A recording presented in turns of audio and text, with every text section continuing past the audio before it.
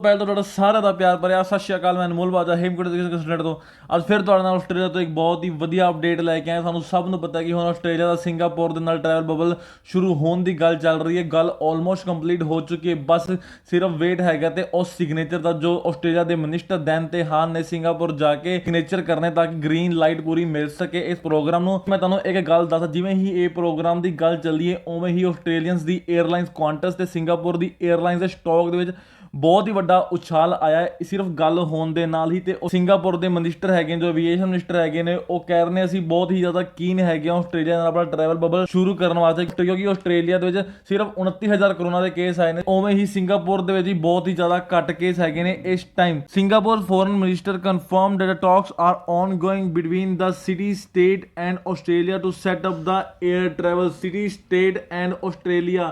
ਮਤਲਬ ਆਸਟ੍ਰੇਲੀਆ ਦੀ ਸਿਟੀਜ਼ ਦੇ ਵਿੱਚ Canberra, Sydney, Melbourne, Adelaide, Perth, ਹਰ ਸਟੇਟ ਦੇ ਵਿੱਚ ਤੇ ਪੂਰੇ ਆਸਟ੍ਰੇਲੀਆ ਦੇ ਵਿੱਚ ਟਰੈਵਲ ਬਬਲ ਦੀ ਇੱਕ ਗੱਲ ਚੱਲ ਰਹੀ ਹੈ। Singapore airline shares were up 5.20 in afternoon trade and surging as much as 8.49 earlier in the day. Singapore airline ਦੇ ਜੋ ਸ਼ੇਅਰ ਸਨ ਉਹ 5.28% ਦੇ ਸਨ। ਦਿਨ ਦੇ ਟਾਈਮ ਇਹਨਾਂ ਦੇ ਸ਼ੇਅਰ ਦੀ ਇੰਨੀ ਜ਼ਿਆਦਾ ਸਪੀਡ ਵਧ ਗਈ, 8.50% ਦੇ ਇਹਨਾਂ ਦਾ ਸ਼ੇਅਰ ਆ ਕੇ ਖਤਮ ਹੋਇਆ। ਪੂਰਾ ਸਾਲ ਜੋ 2020 ਦਾ ਹੈਗਾ ਉਹ ਬੋਰਡਰ ਬੰਦ ਰਹੇ ਨੇ ਡਿਊ ਟੂ ਪੈਂਡੈਮਿਕ, ਬਟ ਇਸ ਸਾਲ ਆਪਾਂ ਹੋਪ ਕਰਨੇ ਕਿ ਬਹੁਤ ਹੀ ਵਧੀਆ ਰਹੇਗਾ। ਅਸੀਂ ਬਾਰਡਰ ਆਪਣੇ ਖੋਲਾਂਗੇ ਉਨ ਕੰਟਰੀਆਂ ਵਾਸਤੇ ਜਿਨ੍ਹਾਂ ਦੇ ਵੈਕਸੀਨੇਸ਼ਨ ਦੀ ਰਫ਼ਤਾਰ ਤੇਜ਼ ਹੈਗੀ। ਇਹ ਇੰਡੀਅਨ ਸਟੂਡੈਂਟਸ ਵਾਸਤੇ ਬਹੁਤ ਹੀ ਵਧੀਆ ਗੱਲ ਹੈਗੀ, ਕਿਉਂਕਿ ਇੰਡੀਆ ਦੇ ਵਿੱਚ ਵੈਕਸੀਨੇਸ਼ਨ ਦੀ ਰਫ਼ਤਾਰ ਬਹੁਤ ਹੀ ਜ਼ਿਆਦਾ ਤੇਜ਼ ਹੈਗੀ। ਇੱਕ ਦਿਨ ਦੇ ਵਿੱਚ 30 ਲੱਖ ਪਲੱਸ ਲੋਕਾਂ ਨੂੰ ਵੈਕਸੀਨੇਸ਼ਨ ਲੱਗ ਰਹੀ ਹੈ ਡੇਲੀ ਬੇਸਿਸ ਉੱਤੇ। ਤੇ ਅਗਲੇ ਮਹੀਨੇ ਤੋਂ ਸਾਰੇ ਐਡਲਟਸ ਦਾ ਨੰਬਰ ਵੀ ਆ ਜਾਣਾ ਜੋ 18 ਪਲੱਸ ਹੈਗੇ ਨੇ। ਤੁਸੀਂ ਜਾ ਕੇ ਵੈਕਸੀਨੇਸ਼ਨ ਲਵਾ ਸਕਦੇ ਹੋ।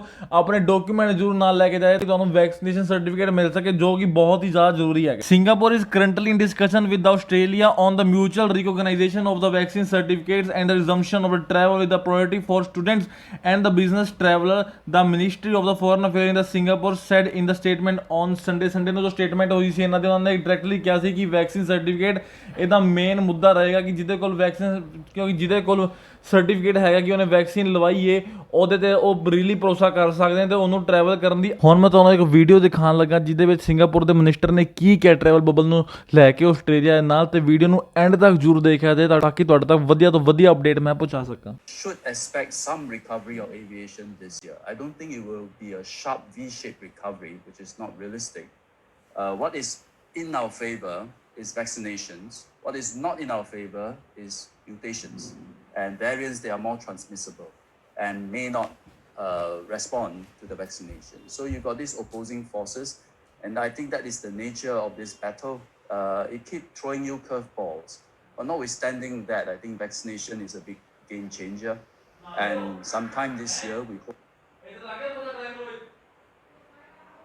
to see some recovery. And when we look at recovery, I think air travel bubble is a major plank for us to work on. You mentioned countries where you are opening the borders, where the incidence levels and the case levels are relatively lower or are falling. Are there, by the same token, high-risk countries that are still off limits, if you will? Yeah, I think there will be. I think as vaccination progresses, you'll find the world will be uneven. Some places safer than others. Vaccination will be a factor. But I think more importantly is the system of control within the epidemic control within the country, whether there is proper quarantine, tracing, testing, that continues to be important. Remember, before we have vaccinations, there are already safe places. Yeah, and we were able to open up to these safe places without vaccinations. And it will be the case even after you have vaccinations. So I think we will still need to take we'll need to open up from two perspectives.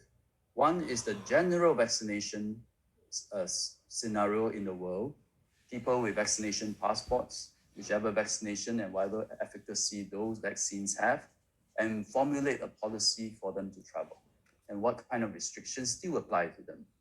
Second is, and I think that is the more important plank, is we still need to take a country by country bilateral approach. That means which country has a good vaccination program, good pandemic control program, lower their infection cases, because as a place, as a territory, or as a country, their infection control track records continues to be the key outcome that we need to look at. And if they are successful, we should continue to open up to them and form air travel bubbles with them. And make sure there's as free travel as possible. ਦੋਸਤੋ ਜਿਵੇਂ ਕਿ ਤੁਸੀਂ ਇਸ minister ਦੀ ਸਾਰੀ ਗੱਲ ਸੁਣੀ, ਇਹਨਾਂ ਨੇ ਕਿਹਾ ਅਸੀਂ ਖੁਸ਼ ਹੋਵਾਂਗੇ ਉਨ ਕੰਟਰੀਆਂ ਨਾਲ ਬਾਰਡਰ ਖੋਲ੍ਹਣ ਵਾਸਤੇ ਜਿਨ੍ਹਾਂ ਦੇ ਵੈਕਸੀਨੇਸ਼ਨ ਬਹੁਤ ਹੀ ਤੇਜ਼ੀ ਨਾਲ ਹੋ ਰਹੀ ਹੈ ਅਤੇ ਇੰਡੀਆ ਦੇ ਵਿੱਚ ਵੈਕਸੀਨੇਸ਼ਨ ਬਹੁਤ ਹੀ ਤੇਜ਼ੀ ਨਾਲ ਹੋ ਰਹੀ ਹੈ ਅਤੇ ਆਪਾਂ ਖੁਸ਼ ਹੋਵਾਂਗੇ ਕਿ ਟਰੈਵਲ ਬਬਲ ਨੂੰ ਕੰਸੀਡਰ ਕਰੀਏ ਸਾਰੇ ਸਿਨੈਰੀਓ ਦੇ ਵਿੱਚ ਤਾਂ ਕਿ ਲੋਕ ਈਜ਼ਲੀ ਟਰੈਵਲ ਕਰ ਸਕਣ। ਇਹ ਵਧੀਆ ਗੱਲ ਨਹੀਂ ਹੈਗੀ ਕਿ ਸਾਡੀ ਐਵੀਏਸ਼ਨ ਇੰਡਸਟਰੀ ਬਹੁਤ ਹੀ ਦੇਰ ਤੱਕ ਬੰਦ ਰਹੇ ਅਤੇ ਅਸੀਂ ਉਮੀਦ ਕਰਨੇ ਹਾਂ ਕਿ ਜਲਦੀ ਤੋਂ ਜਲਦੀ ਸਾਡੀ ਇੰਡਸਟਰੀ ਰਿਕਵਰ ਕਰੇਗੀ।